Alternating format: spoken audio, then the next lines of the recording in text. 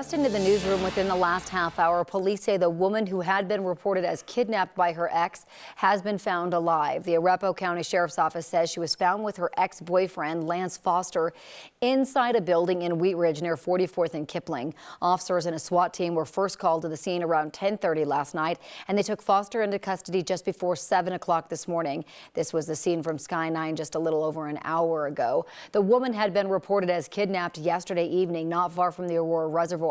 She was taken to the hospital this morning. So far, we don't know anything about her condition. We're expecting to hear more later today. New overnight, police are looking for one of 4 people who escaped from a jail in southeastern Colorado. It happened at the Bent County Jail. The Bent County Sheriff's Office says the inmates pushed through a drywall ceiling to escape. One of the inmates was later found dead in Pueblo. The Sheriff's Office says his death is being considered a possible drug overdose. 2 other men were taken into custody in Pueblo after calling for an ambulance for an overdose. Police are also looking for this man, 46-year-old Mark Fox. That was the picture that we just showed you. Online court records didn't show why he was in jail. Here we go. Authorities say that he should be considered dangerous. If you see Fox, call police. Police in Westminster shot and killed a woman who parked her car in traffic. They say she had a gun, but they aren't saying what she did with it. Police told us a woman was in the driver's seat of a gray Toyota stopped on 88th facing the wrong direction. We don't know why she was there or what led up to the Westminster officer firing his gun.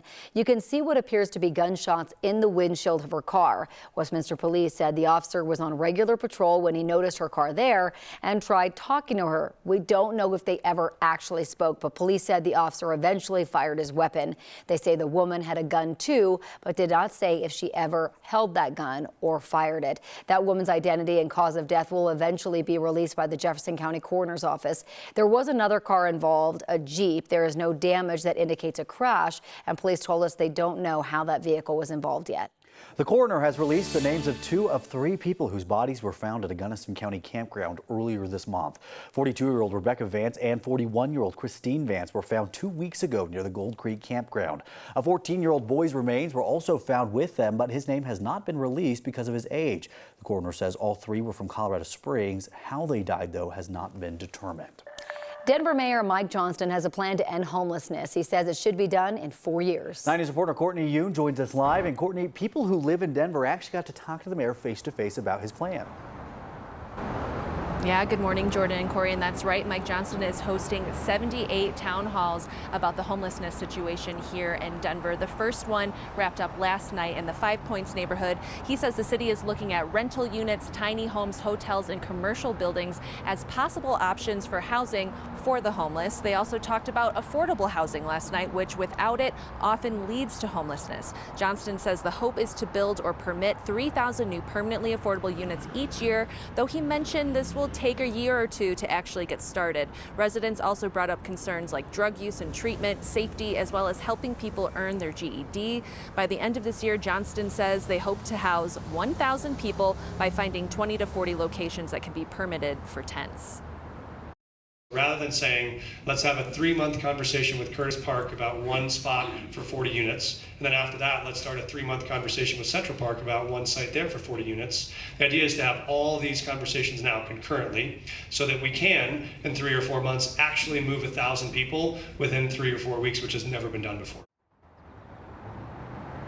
The city will still continue to do clearing encampments like the previous administration did when it's in the public right of way or if it poses a health risk. Johnston says once it's available, every sweep will come with the opportunity for housing. Johnston is planning to hold these town hall meetings over the next 45 days in 11 council districts. Back to you. All right, Courtney, thank you.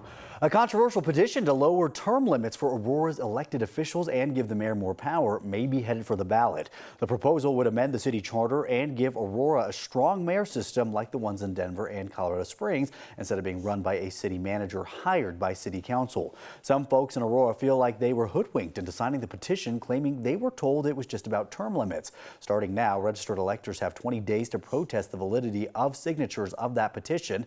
8,000 signatures have already been thrown out by the clerk's office. Questions still remain about who is behind this petition. Aurora city councilors point the finger at Mayor Mike Kaufman. He will not confirm nor deny, saying he won't comment until the issue makes the ballot.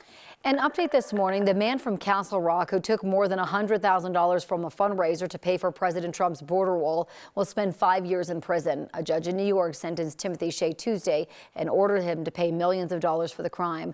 Prosecutors said Shea and the other organizers for the crowdfunding campaign promised all donations would go towards the construction of a wall along the U.S.-Mexico border.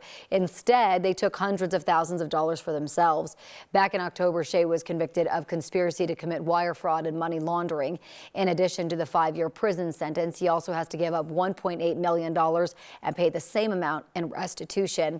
Former Trump advisor Steve Bannon was pardoned of federal charges in this case, but is still fighting charges in state court. 2 other men pleaded guilty. Today, Hunter Biden is set to plead guilty to 2 federal tax crimes. The misdemeanors are for not paying taxes on time in 2017 and 2018. The president's son is also set to enter a deal with prosecutors to resolve a felony gun charge. The Justice Department is expected to recommend a sentence of probation. A potential sanction for one of Biden's defense attorneys is likely to come up today as well. The judge threatened the action after accusations that the lawyer lied to a court official. Biden's attorneys say it was unintentional and there was no deliberate misrepresentation. The Biden administration's border strategy is having problems in court. Tuesday, a federal judge struck down its new asylum policy, but it will stay in effect while Homeland Security files an appeal. The policy disqualifies most people from applying for asylum if they crossed into the U.S. without an appointment at a port of entry. The judge sided with an immigration advocacy group who sued the administration, saying it violated U.S. law and heightened migrants' vulnerability to extortion and violence. Buying major items like homes and vehicles may soon be a little more expensive in the U.S. In just a few hours, the Federal Reserve is expected to announce interest rate hikes.